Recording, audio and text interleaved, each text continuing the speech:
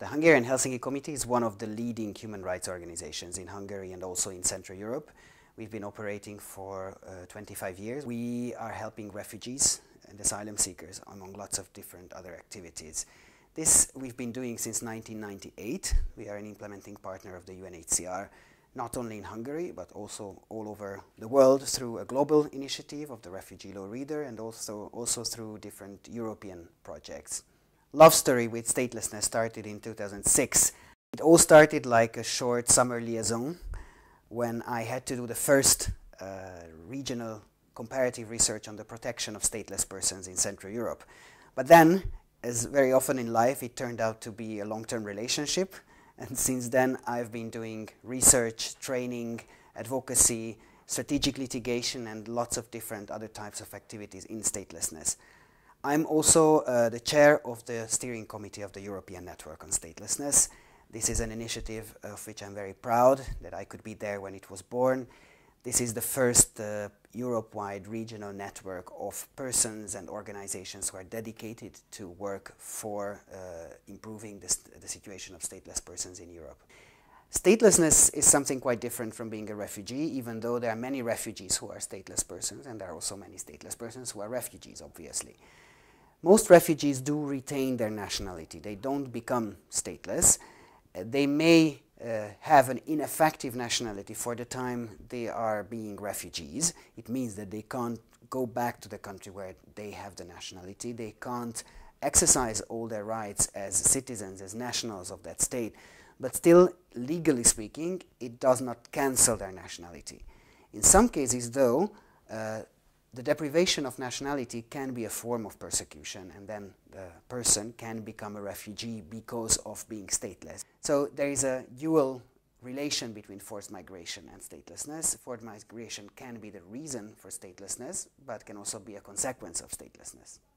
It is very difficult to explain what statelessness is, mainly because it's such an invisible and difficult phenomenon.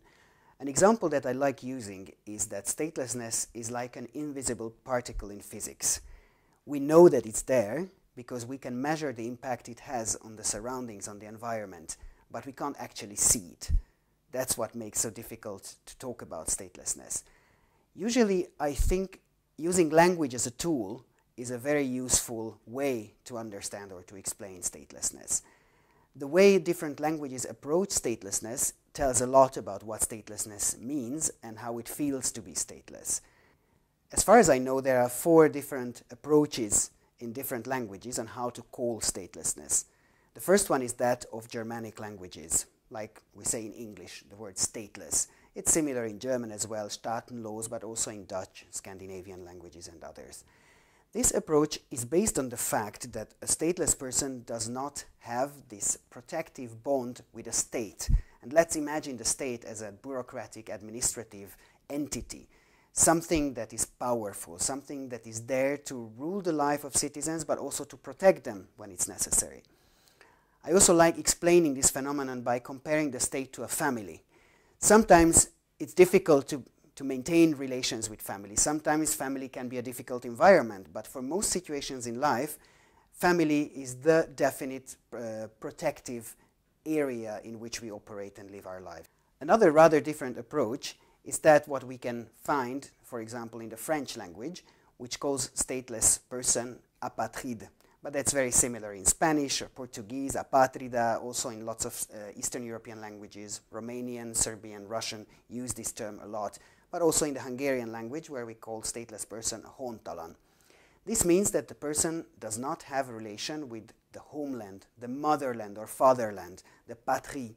This is much more an emotional community, which means that the person does not have this emotional belonging to a land that he or she likes, where she feels that she belongs, where she likes the food and the taste of the food, where she understands the language, where she even understands the jokes.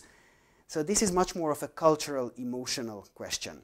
The third approach, quite different from the first two, is the one that we can find in the Italian language. In Italian, a stateless person is called an apolide.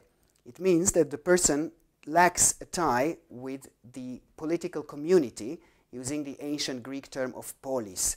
the political community of equal citizens. It's all about the citizens' rights and the right to participate in the life of the community and the right to have your saying about how things are going in your community. The fourth linguistic approach is probably the saddest one.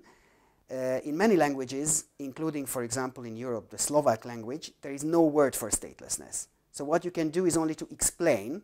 For example, in the Slovak language, you would call a stateless person a person without the status of a nationality. It means that stateless persons do not exist, even. We don't need a name for them because they don't exist. It's maybe not something consciously selected or chosen by these languages, but it also still tells a lot. If we put together all these four approaches, we will find how it feels to be stateless. You don't have a state where you can belong. You don't have an emotional community and a homeland where you belong. You don't have a political community where you can participate as a citizen. And very often, you don't even exist officially or legally speaking. I think to summarize all this in one sentence, I would say that statelessness is the profound feeling of being excluded.